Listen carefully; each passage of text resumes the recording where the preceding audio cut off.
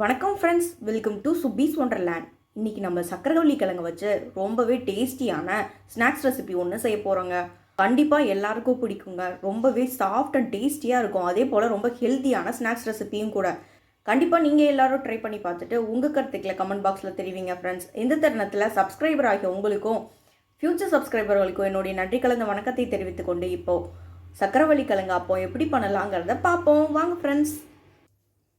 செய்ய தேவையான பொருட்கள் 200 கிராம் சக்கரை வள்ளி கிழங்கு எடுத்திருக்கேன், 200 கிராம் கோதுமை மாவு, 3 டேபிள் ஸ்பூன் அரிசி மாவு, ஒரு pinch salt, baking soda 1 tablespoon எடுத்திருக்கேன், நாட்டு சக்கரை இல்லை பொடிச்ச வெல்லம் 1 கப். இப்போ சக்கரை வள்ளி கிழங்கை நல்லா மேஷ் பண்ணி எடுத்துக்குவோம். சக்கரை வள்ளி கிழங்கை ஆல்ரெடி நான் பாயில் பண்ணி எடுத்து வச்சுருக்கேன். நீங்கள் சக்கரை வள்ளி கிழங்கை துருவியும் கூட போட்டுக்கலாம்.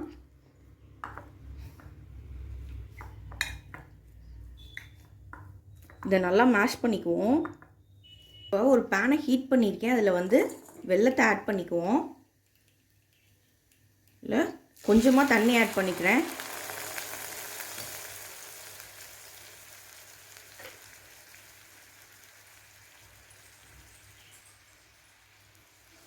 இது நல்லா பாகு கரைஞ்சி வரட்டும். இதில் ஒரு 2 ஏலக்காவை தட்டி போட்டுக்கிறேன். நல்ல ஒரு ஃப்ளேவர் கொடுக்கும் ஏலக்காய் சேர்த்தோன்னா. நீங்கள் ஏலக்காய் பொடியும் கூட சேர்த்துக்கோங்க. நல்லா மெல்ட் ஆகி வரட்டும்.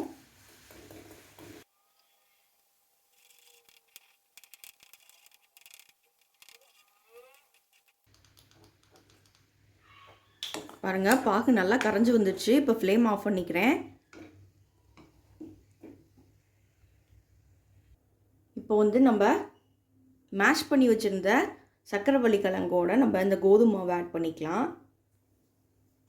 அது கூட அரிசி மாவையும் ஆட் பண்ணிக்குவோம். ஒரு சிட்டிகை உப்பு கொஞ்சமாக எந்த ஸ்வீட்டுக்கும் போட்டோன்னா ரொம்ப நல்லாயிருக்கும். இப்போ பேக்கிங் சோடா நமக்கு ஆப்ஷனல் தான். தேவைப்பட்டுச்சுன்னா போட்டுக்கலாம், இல்லாட்டி தேவையில்லை.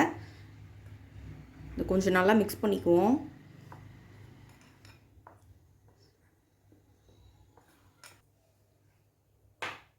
இப்போ நம்ம கரைச்சி வச்சுருந்த பாகை இது கூட ஆட் பண்ணிக்கலாம்.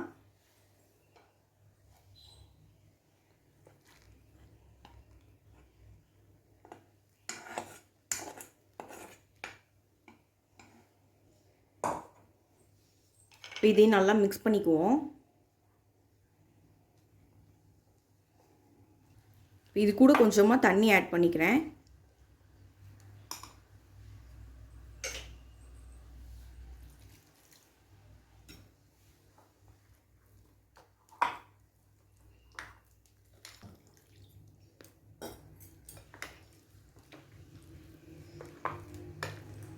தண்ணி ஆட் பண்ணதுக்கப்புறமா நல்லா மிக்ஸ் பண்ணிக்குவோம்.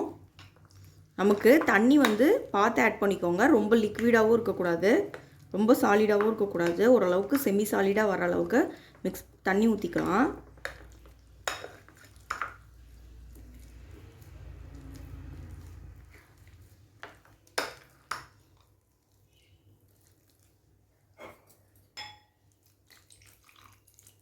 அதுக்கேற்ற மாதிரி பார்த்து கொஞ்சம் கொஞ்சமாக ஆட் பண்ணிக்கோங்க.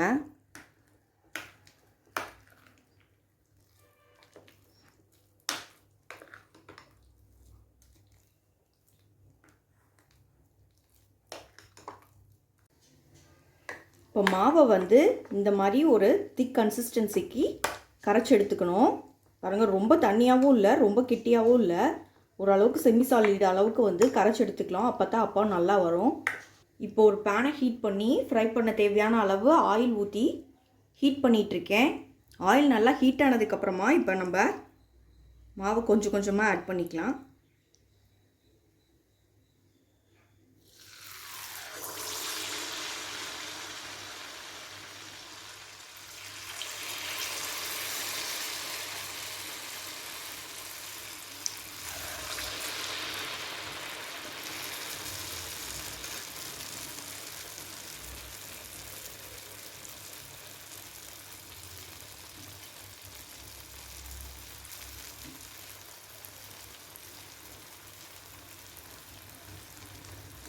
ஒரு ஹெல்த்தியான ஸ்நாக்ஸாக இருக்குங்க. நம்ம கோதுமை மாவும் சக்கரவள்ளி கிழங்கு மட்டும்தான் ஆட் பண்ணுறோம். இது மைதா மாவும் கூட ஆட் பண்ணுறதில்ல. அதனால் ரொம்பவே ஹெல்த்தியான ஸ்நாக்ஸ் ரெசிபியாக இருக்கும். குழந்தைங்களுக்கு ரொம்ப பிடிக்கும். நம்மளுமே ரொம்ப விரும்பி சாப்பிடுவோம். பாருங்கள், சூப்பராக ஃப்ரை ஆகிட்டுருக்கு. கொஞ்சம் சிம்மில் வச்சுக்கலாம். சிம்மில் வச்சே ஃப்ரை பண்ணிக்குவோம்.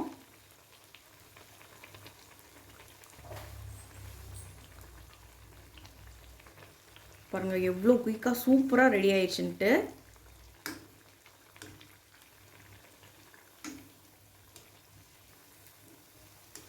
சக்கரவள்ளி கிழங்கு வச்சு நிறைய ஸ்நாக்ஸ் ரெசிபி ப்ரிப்பேர் பண்ணலாங்க. கட்லெட் செய்யலாம். நான் ஆல்ரெடி கட்லெட் வீடியோ அப்லோட் பண்ணியிருக்கேன். நீங்கள் பார்க்கலைன்னா டிஸ்கிரிப்ஷனில் கொடுக்குறேன், கண்டிப்பாக போய் செக் பண்ணுங்கள். ரொம்ப ஹெல்த்தியான ஸ்நாக்ஸாக இருக்கும் இதெல்லாம்.